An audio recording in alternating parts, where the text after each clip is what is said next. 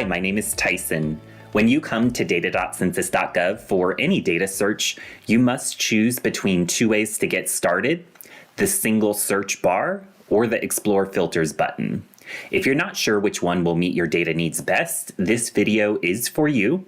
In this tutorial, I'll show you ways to get started with each search option and provide tips and tricks to make the most of your search. Let's go. Welcome to data.census.gov. When you visit the site, the landing page offers two ways to start your data search: the single search bar and the Explore Filters button. You can access both options in the center of the page. Let's take a closer look at the single search bar. We recommend the single search bar when you want to find a statistic quickly or for experienced data users that know their table ID or NAICS code. You can enter search terms for various topics, common types of geographies, year of data, table IDs, groups of tables, or industry codes. You don't have to enter one search term at a time either. You can use a combination of keywords like your topic of interest and a single geography. The single search bar supports geographies at the national, state, county, city, town, congressional district, school district, tribal area, and zip code levels. If you're new to Census Bureau data, here are a few of the high-level topics covered in data.census.gov. The single search bar allows you the flexibility to attempt a search for any keyword, but these are a few recommendations if you're not sure where to start. Now let's see how simple it is to use the single search bar to find a quick statistic. To start, let's say you're interested in finding the average commute in Lakewood City, Colorado. Click into the single search bar, type commuting in Lakewood City, Colorado, and press enter. This takes you to the All Results page. In this case, you will see in the upper left that the site found a match for two filters: a topic filter for commuting and a geography filter for Lakewood City, Colorado. You will also notice a featured statistic at the top of the page. It shows the average travel time to work in Lakewood. To explore the available data in more detail, simply click Tables at the top. The list of table results shows there are 174 tables to explore on this topic. One helpful tip is to look closely at your results for table IDs and keywords in the table names. This is a great way to improve your use of the single search bar and get the most out of the data platform in future searches. For our second example, let's see how you can search by table ID. It's the most direct way to get back to a table result once you've went through the steps to find a table that has data you are interested in. Simply click into the single search bar and type in your desired table IDs separated by a space. In this example, we'll type DP02, DP03, DP04, DP05, and press enter. From here, we can select each table individually to view the data. If you're ever feeling overwhelmed by the number of table results you are getting, I recommend checking out these data profiles. They cover the most popular statistics across all topics of the American Community Survey in just a few tables. Now let's look for the data.census.gov button at the top. When we click the data.census.gov button, the site clears out our search and takes us back to the landing page. Keep in mind that when you use the single search bar, the system is making its one best guess to interpret all the text you typed. We try to perfect the single search functionality, but our best guess may not always match your intent or expectations. The good news is that we offer another easy way to choose predefined search options using the Explore Filters button. Filters are a powerful search functionality for all types of data users, regardless if you are new to census data or an experienced user.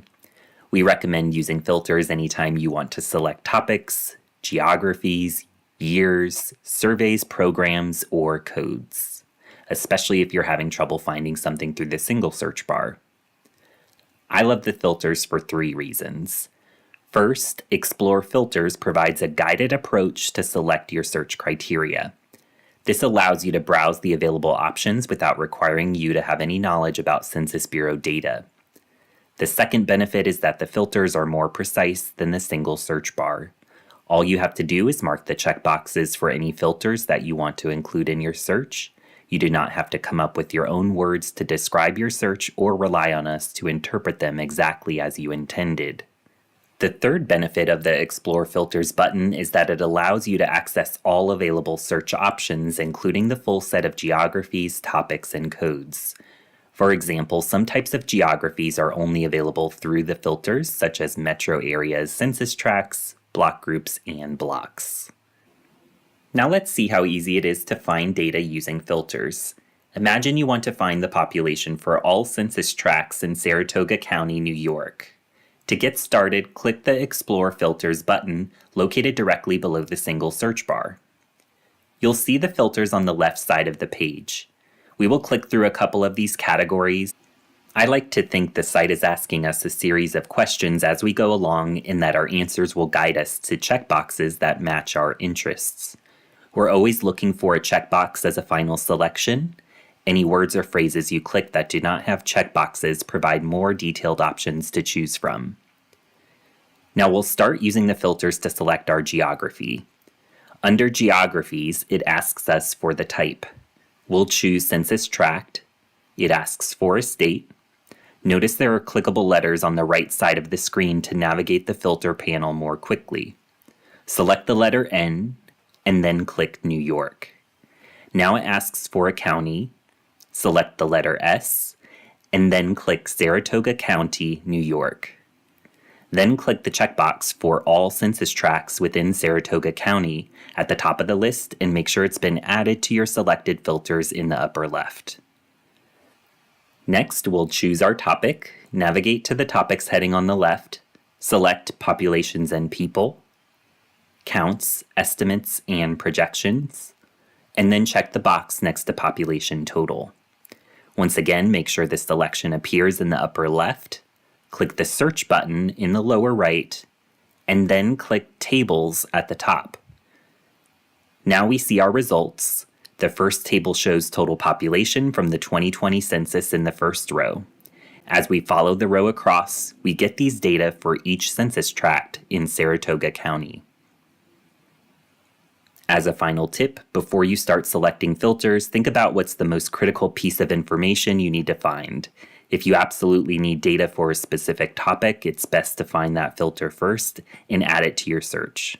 From there, you can add the geography you need based on what is available for that topic. On the other hand, if the geography is most important, you should start with that filter instead. Remember, use the single search bar when you want to find a key statistic quickly, or when you know the exact table you want to find.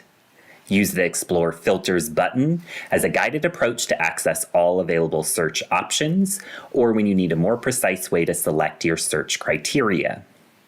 Thank you for tuning into this video.